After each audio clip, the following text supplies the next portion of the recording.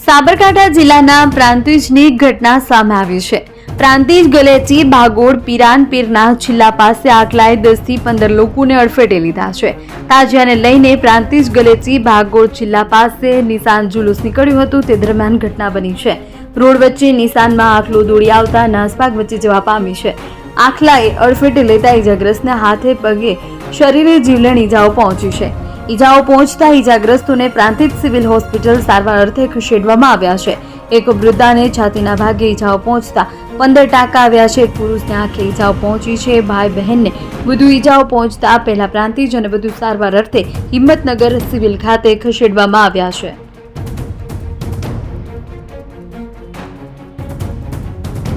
સાબરકાંઠા જિલ્લાના પ્રાંતિજની ઘટના સામે આવી છે।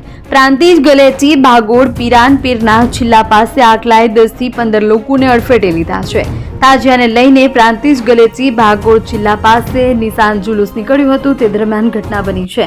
રોડ વચ્ચે નિશાનમાં આખલો દોડી આવતા નાસભાગ વચ્ચે જવા પામી છે।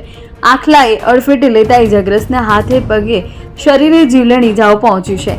ઈજાઓ પહોંચતા ઈજાગ્રસ્તોને પ્રાંતિજ સિવિલ હોસ્પિટલ સારવાર અર્થે ખસેડવામાં આવ્યા છે।